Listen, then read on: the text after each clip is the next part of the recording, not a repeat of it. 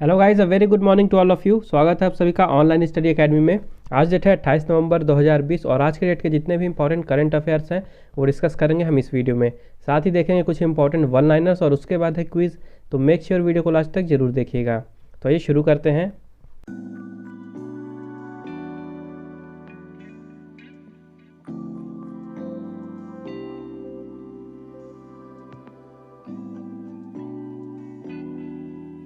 तो आज का पहला क्वेश्चन है, who has inaugurated the third global renewable energy event री इन्वेस्ट 2020।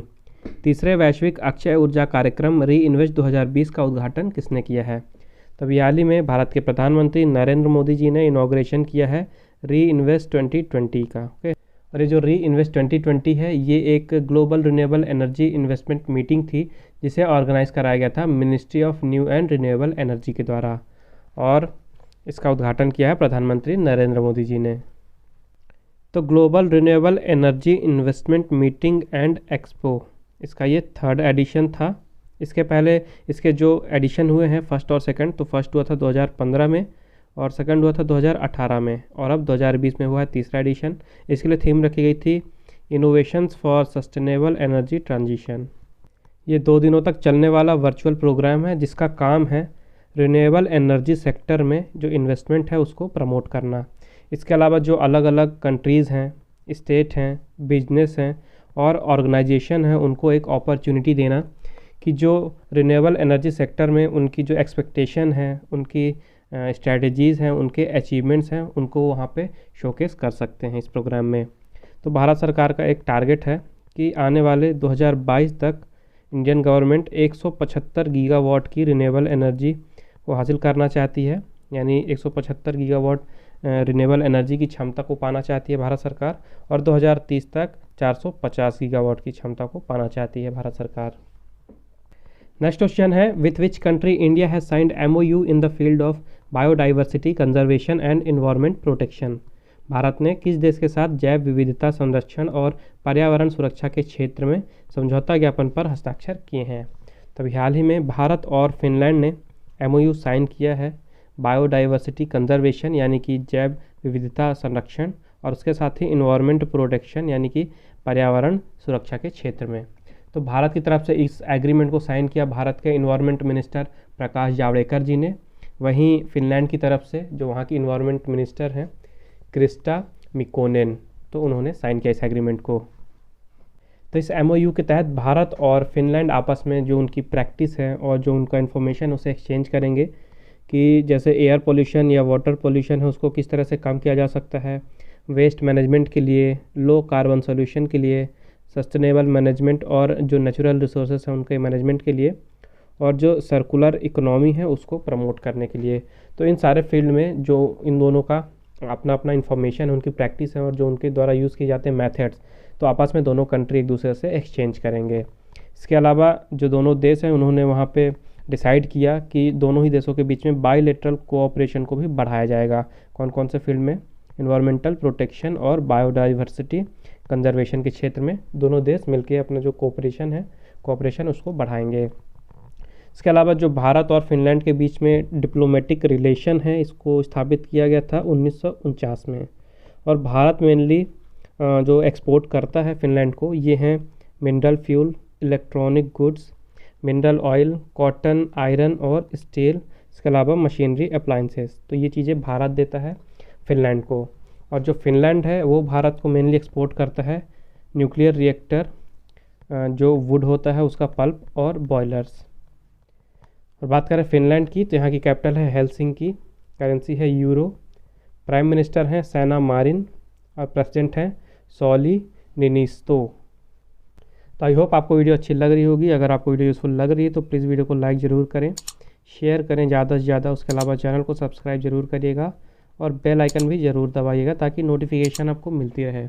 साथ ही अगर आपको रिवीजन के लिए आज के वीडियो का MP3 फाइल या PDF फाइल चाहिए तो उसकी भी लिंक मैंने नीचे डिस्क्रिप्शन बॉक्स में दे दी है, आप वहाँ पे विजिट करके फाइल डाउनलोड कर सकते हैं। नेक्स्ट क्वेश्चन है, who has launch national portal for transgender persons. Transgender व्यक्तियों के लिए राष्ट्रीय पोर्टल को किसने लॉन्च किया है? तो अभी हाल ही में भारत के जो सोशल जस्टिस और एम्पावरमेंट मिनिस्टर हैं थावर चंद गहलोत जी, उन्होंने लॉन्च किया है ट्रांसजेंडर पर्सन्स के लिए नेशनल पोर्टल।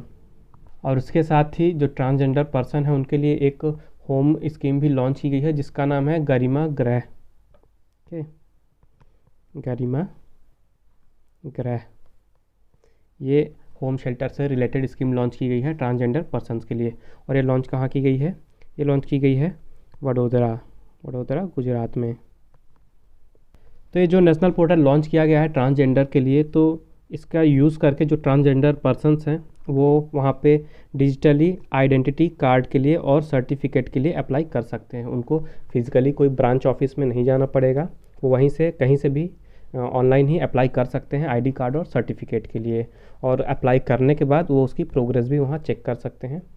दूसरी चीज़, ये जो गरिमा गृह है ये एक शेल्टर होम स्कीम लॉन्च की गई है ट्रांसजेंडर पर्सन्स के लिए, यानी उनके घरों के लिए। और ये जो स्कीम है इसको रन किया जा रहा है लक्ष्य ट्रस्ट के द्वारा। तो ये लक्ष्य ट्रस्ट कौन है? ये एक ऑर्गेनाइजेशन है जो कि पूरी तरह से ट्रांसजेंडर पर्सन के द्वारा ही चलाई जाती है। इसके अलावा इस स्कीम में और भी काफ़ी तरह की फैसिलिटीज़ दी जाएंगी ट्रांसजेंडर पर्सन को, जैसे कि रहने के लिए घर तो मिलेगा ही, उसके अलावा फूड, कपड़े, इसके अलावा रिक्रिएशनल फैसिलिटीज़, उनके अंदर स्किल डेवलपमेंट अपॉर्चुनिटीज़ लाई जाएंगी, योगा की facility, meditation, prayer, physical fitness, library facility, legal support, technical advice. इसके अलावा जो भी उन्हें जेंडर ट्रांजिशन के लिए सर्जरीज़ वगैरह करानी है उसके लिए एडवाइस और जो फाइनेंशियली हेल्प है वो भी किया जाएगा इसी स्कीम के अंडर में। नेक्स्ट क्वेश्चन है, who has chaired the 33rd Pragati interaction? 33वें प्रगति सहभागिता की अध्यक्षता किसने की? तो अभी हाल ही में प्रधानमंत्री नरेंद्र मोदी जी ने अध्यक्षता की है 33rd प्रगति इंटरैक्शन की। और इसमें जो ये प्रगति है इसका फुल फॉर्म है proactive governance and timely implementation. Okay, proactive governance and timely implementation. और ये जो इंटरैक्शन है इसे लॉन्च किया गया था, जो अलग अलग मिनिस्ट्रीज़ के द्वारा प्रोजेक्ट लॉन्च किए गए हैं तो उनको रिव्यू करने के लिए एक तरह से। तो यह है प्रगति का full form, proactive governance and timely implementation. Okay, तो इस इंटरैक्शन में जो अलग अलग मिनिस्ट्रीज़ हैं जैसे कि ministry of railway, ministry of road transport highways, department for promotion of industry and internal trade, और उसके साथ ही पावर मिनिस्ट्री, तो इनके द्वारा जो भी प्रोजेक्ट या प्रोग्राम्स लॉन्च किए गए थे उनका रिव्यू किया गया। और जो उनके प्रोजेक्ट थे उनका कॉस्ट था लगभग 1.41 लाख करोड़ रुपीज़। कितना? 1.41 लाख करोड़। और कौन कौन से 10 स्टेट हैं जिनके प्रोजेक्ट रिव्यू किए गए? तो उड़ीसा, कर्नाटका, महाराष्ट्र, उत्तर प्रदेश, गुजरात, जम्मू एंड कश्मीर, हरियाणा, राजस्थान, मध्य प्रदेश, दादरा एंड नगर हवेली। तो ये 10 स्टेट और यूनियन टेरिटरीज़ के प्रोजेक्ट्स अभी रिव्यू किए गए हैं इसी 33rd प्रगति इंटरैक्शन के दौरान। नेक्स्ट क्वेश्चन है, with which group of countries Indian government has signed MOU in the field of physical culture and sports? Bharat सरकार ने किस समूह के साथ भौतिक संस्कृति और खेल के क्षेत्र में समझौता ज्ञापन पर हस्ताक्षर किए हैं? तो अभी हाल ही में भारत सरकार और ब्रिक्स इन्होंने मिलकर साइन किया है फिजिकल कल्चर और स्पोर्ट्स, यानी कि भौतिक संस्कृति और खेल के क्षेत्र में MOU साइन। और ये जो ब्रिक्स ग्रुप है इसमें 5 कंट्रीज मेंबर हैं, B for Brazil, R for Russia, I से इंडिया, C से चाइना और S से साउथ अफ्रीका। तो इस MOU के साइन हो जाने के बाद जो ब्रिक्स की 5 कंट्रीज़ हैं उनके बीच में स्पोर्ट्स और फिजिकल कल्चर के क्षेत्र में जो कोऑपरेशन है उसको बढ़ाया जाएगा। उसके अलावा कुछ और भी फील्ड हैं जैसे कि स्पोर्ट साइंस हो गया, कोचिंग टेक्निक हो गया या स्पोर्ट मेडिसिन हो गया। तो यहाँ पे भी जो नॉलेज है और जो एक्सपर्टाइज़ है इनको एक्सपेंड किया जाएगा। इससे होगा क्या कि यहाँ की जो 5 कंट्रीज़ हैं ब्रिक्स की, ब्राज़ील, रसिया, इंडिया, चाइना, साउथ अफ्रीका, उनके जो भी स्पोर्ट पर्सन हैं उनका जो परफॉर्मेंस है वो इम्प्रूव होगा इंटरनेशनल टूर्नामेंट्स के लिए। उसके अलावा जो 5 कंट्रीज़ हैं उनके बीच में जो उनका बायलैटरल रिलेशन है वो भी मजबूत होगा। नेक्स्ट क्वेश्चन है, who has inaugurated honey FPO programme? Honey FPO कार्यक्रम का उद्घाटन किसने किया है? तो अभी हाल ही में भारत के एग्रीकल्चर मिनिस्टर नरेंद्र सिंह तोमर जी ने इनॉग्रेशन किया है हनी FPO प्रोग्राम का।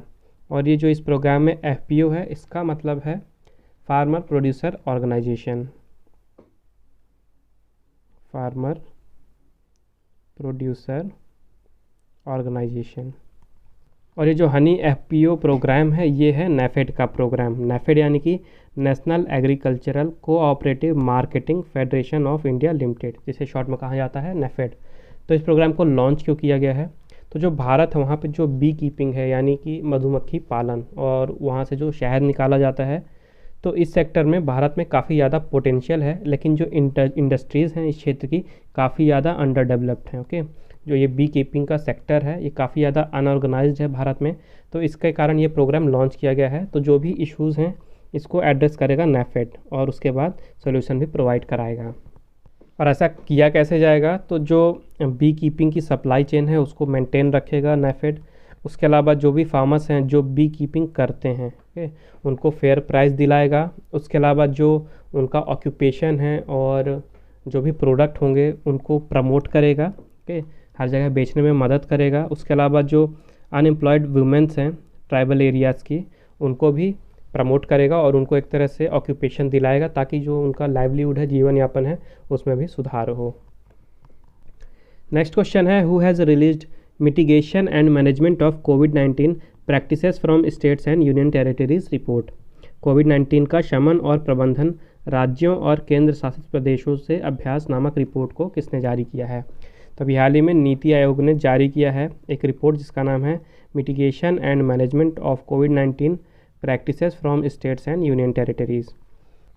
और इस रिपोर्ट में वो तमाम जानकारी दी गई हैं जो भी भारत के सारे स्टेट हैं और जो यूनियन टेरिटरीज़ हैं उन्होंने क्या क्या इनिशिएटिव उठाए हैं, क्या क्या कदम उठाए हैं कोविड-19 को रोकने में और उसको मैनेज करने में। ओके, तो जितने भी इनिशिएटिव लिए गए हैं स्टेट और यूनियन टेरिटरीज़ के द्वारा भारत के, उन सभी का इन्फॉर्मेशन है इस रिपोर्ट में जिसका नाम है मिटिगेशन एंड मैनेजमेंट ऑफ कोविड-19 practices from states and union territories. और इसे लॉन्च किया है नीति आयोग ने। ओके, नीति आयोग के सीईओ हैं अमिताभ कांत जी।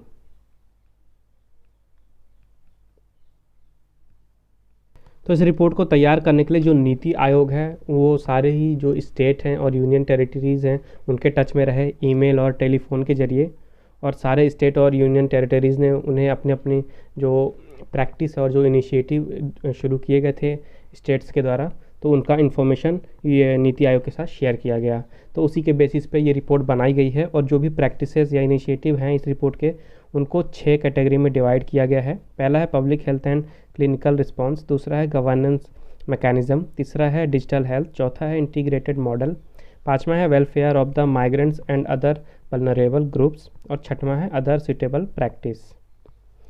नीति का फुल फॉर्म होता है national institution for transforming India. Okay, national institution for transforming India, और यहाँ के सीईओ हैं अमिताभ कांत जी। नेक्स्ट क्वेश्चन है, which state government has approved Ganga expressway project. किस राज्य सरकार ने गंगा एक्सप्रेसवे परियोजना को मंजूरी दी है? तो अभी हाल ही में उत्तर प्रदेश के कैबिनेट जिसकी अध्यक्षता की वहाँ के चीफ मिनिस्टर योगी आदित्यनाथ जी ने, तो उत्तर प्रदेश के कैबिनेट ने या वहाँ की सरकार ने अप्रूवमेंट दिया है गंगा एक्सप्रेसवे प्रोजेक्ट को। ओके, तो ये गंगा एक्सप्रेसवे प्रोजेक्ट है क्या? तो हरिद्वार से लेके इलाहाबाद तक एक हाईवे या एक्सप्रेसवे बनाया जाएगा जिसकी जो लेंथ है ये होगी 594 किलोमीटर्स की, और इसकी लागत होगी 36,402 करोड़ रुपए की। ओके, टोटल लेंथ होगी 594 किलोमीटर और लागत होगी 36,402 करोड़ रुपए। और ये जो एक्सप्रेसवे है तो कौन कौन सी सिटी से निकलेगा ये भी देख लीजिए। तो मेरठ से, हापुड़ से, बुलंदशहर, संभल, अमरोहा, शाहजहांपुर, उन्नाव, हरदोई और रायबरेली, तो इन सिटीज़ से होके गुजरेगा ये एक्सप्रेसवे। नेक्स्ट क्वेश्चन है, which organisation has released $25 million for women led projects fighting gender based violence. किस संगठन ने लिंग आधारित हिंसा से लड़ रही महिलाओं के नेतृत्व वाली परियोजनाओं के लिए $25 मिलियन जारी किए हैं? तभी हाल ही में यूनाइटेड नेशंस ने जारी किए हैं $25 मिलियन किन के लिए? ऐसी वुमेन वाली प्रोजेक्ट्स के लिए, वुमेन लेड प्रोजेक्ट्स के लिए जो कि जेंडर बेस्ड वायलेंस से लड़ रही हैं। कितना जारी किया है? $25 मिलियन। तो ये $25 मिलियन का फ़ंड रिलीज़ किया गया है यूनाइटेड नेशंस के सेंट्रल इमरजेंसी रिस्पांस फंड से, यानी कि CERF से। और इस 25 मिलियन में से जो $17 मिलियन हैं ये एलोकेट किए गए हैं यूनाइटेड नेशंस पॉपुलेशन फंड यानी UNFPA को, और जो $8 मिलियन हैं ये दिए गए हैं UN वुमेन को, और इन फंड्स का यूज़ किया जाएगा जो भी प्रोजेक्ट्स चलाए जा रहे हैं वुमेन्स के द्वारा, के जो भी समाज में लिंग आधारित वायलेंस चल रहा है, हिंसा चल रही है, उसके खिलाफ जो वुमेन्स प्रोजेक्ट्स तैयार कर रही हैं, उन्हें शुरू कर रही हैं, तो उनमें इस फंड का यूज़ किया जाएगा। उसके अलावा जो भी विक्टिम्स हैं, जो हिंसा होती है महिलाओं के ख़िलाफ़ या गर्ल्स के ख़िलाफ़, तो उनकी जो विक्टिम्स हैं और जो सर्वाइवर्स हैं उनको मेडिकल केयर पहुंचाने के लिए, उनकी फैमिली प्लानिंग के लिए, उनको सेफ जगह देने के लिए legal advice, mental health care और काउंसलिंग, इन सारी चीज़ों में भी इस फंड का यूज़ किया जाएगा। ये फ़ंड दिया किसने? यूनाइटेड नेशंस ने। तो इसकी स्थापना हुई थी 1945 में। सेक्रेटरी जनरल हैं एंटोनियो गुटेरेस। हेडक्वार्टर है इसका न्यूयॉर्क USA में, और यहाँ पे अभी प्रेजेंट में 193 मेंबर कंट्रीज़ हैं और 2 ऑब्जर्वर स्टेट्स हैं। नेक्स्ट क्वेश्चन है, who has been appointed as director general of international air transport association? अंतर्राष्ट्रीय वायु परिवहन संघ के महानिदेशक के रूप में किसे नियुक्त किया गया है? तो अभी हाल ही में जो इंटरनेशनल एयर ट्रांसपोर्ट एसोसिएशन है, वहाँ के बोर्ड ऑफ गवर्नर्स ने विले वॉल्श को अपॉइंट किया है नए डायरेक्टर जनरल के रूप में। ओके, तो विले वॉल्श बन गए हैं नए डायरेक्टर जनरल IATA के, यानी कि इंटरनेशनल एयर ट्रांसपोर्ट एसोसिएशन। इन्होंने रिप्लेस किया है अलेक्जेंड्रे दे जूनियक को। इसके अलावा जो ग्रेग बार्कले हैं, कल ही मैंने आपको बताया था कि ये इंटरनेशनल क्रिकेट काउंसिल के नए चेयरमैन बने हैं, कहाँ के? ICC के। और जो केनिची आयुकावा हैं, ये अभी सियाम के प्रेसिडेंट बने थे। ओके, इंटरनेशनल एयर ट्रांसपोर्ट के एसोसिएशन के डायरेक्टर जनरल बने हैं विली वॉल्श। इन्होंने रिप्लेस किया है अलेक्जेंडर दे जूनियक को। तो ये देख लेते हैं आज के इंपॉर्टेंट वन लाइनर्स। सबसे पहले है, Saurabh Ganguly becomes brand ambassador for hygiene brand living guard AG। तो अभी हाल ही में एक स्वच्छता ब्रांड है लिविन गार्ड AG। तो इन्होंने भारतीय टीम के पूर्व कप्तान और BCCI के अध्यक्ष सौरभ गांगुली को अपना ब्रांड एम्बेसडर बनाया है, और इन्होंने जो लिविन गार्ड AG के मेनली जो ग्लव्स और मास्क आते हैं, उसके लिए सौरभ गांगुली को अपना ब्रांड एम्बेसडर बनाया है। नेक्स्ट है, founder and first CEO of TCS फ़कीर चंद कोहली पास्ड अवे एट 96। तो अभी हाल ही में TCS, जो कि भारत की सबसे बड़ी IT फर्म है, तो वहाँ के संस्थापक और वहाँ के पहले CEO फ़कीर चंद कोहली जी, जिन्हें FC कोहली के नाम से जाना जाता था, तो उनका भी हाल ही में 96 वर्ष की आयु में निधन हो गया। नेक्स्ट है, national milk day was observed on 26 नवंबर। 26 नवंबर को भारत में राष्ट्रीय दुग्ध दिवस मनाया गया। नेक्स्ट है, prime minister Narendra Modi releases book on the life of Shri Guru Nanak Dev pend bye कृपाल सिंह। तो अभी हाल ही में कृपाल सिंह जी के द्वारा जो श्री गुरु नानक देव थे, उनके जीवन पर एक किताब लिखी गई, जिसका विमोचन किया है भारत के प्रधानमंत्री नरेंद्र मोदी जी ने। और लास्ट है, mask bank has been inaugurated in Delhi's Sadar Bazaar to give free mask to poor. तो अभी हाल ही में दिल्ली में जो फ़ाइन एक तरह से शुरू किया गया था कि अगर कोई मास्क नहीं पहनता है तो उसे 2000 रुपये का फ़ाइन भरना पड़ेगा। तो बहुत से लोग हैं जो ये सब अफोर्ड नहीं कर सकते हैं, तो ऐसे ही लोगों को मुफ्त में मास्क देने के लिए दिल्ली के सदर बाज़ार में एक मास्क बैंक की स्थापना की गई है, जहाँ पे जो पुअर पीपल्स हैं और ज़रूरतमंद हैं उनको फ्री में मास्क दिया जाएगा। तो अब समय है आज के क्विज़ का। आज के क्विज़ का क्वेश्चन है, which country has chaired the 8th BRICS science technology and innovation ministerial meeting. किस देश ने 8वीं ब्रिक्स विज्ञान प्रौद्योगिकी और नवाचार मंत्रियों की बैठक की अध्यक्षता की है? तो मेक श्योर इस क्वेश्चन का आंसर जरूर दें कमेंट बॉक्स में। आइए देखते हैं कल का क्वेश्चन। कल मैंने आपसे पूछा था, who has unveiled the statue of peace in Rajasthan Pali district. Rajasthan के पाली जिले में स्टैचू ऑफ पीस का अनावरण किसने किया है? इसका राइट आंसर है नरेंद्र मोदी। तो भारत के प्रधानमंत्री नरेंद्र मोदी जी ने राजस्थान के पाली जिले में स्टैचू ऑफ पीस का अनावरण किया है। तो आज का सेशन यहीं समाप्त होता है। आई होप आपको ये वीडियो हेल्पफुल लगी होगी। अगर आपको वीडियो अच्छी और हेल्पफुल लगी है तो मेक श्योर वीडियो को लाइक कीजिए, शेयर कीजिए और चैनल को सब्सक्राइब कीजिए। अगर आपको आज के वीडियो का PDF चाहिए तो मैंने डिस्क्रिप्शन में टेलीग्राम चैनल की लिंक दे दी है। आप हमारे टेलीग्राम चैनल पर जाके आज का PDF डाउनलोड कर सकते हैं। उसके साथ ही आप फेसबुक में मुझे फॉलो कर सकते हैं ऑनलाइन स्टडी अकेडमी 20 पे, और आप इंस्टाग्राम में मुझे फॉलो कर सकते हैं online.study.academy सर्च करके। तो मिलते हैं कल फिर एक नए वीडियो में कुछ नए करंट अफेयर्स के साथ, और साथ में देखेंगे कुछ इंपॉर्टेंट वन लाइनर्स और क्विज तो होगा ही। तो मेक श्योर कल भी आप हमारे साथ इसी टाइम पे जुड़े। तब तक के लिए take care and thank you guys.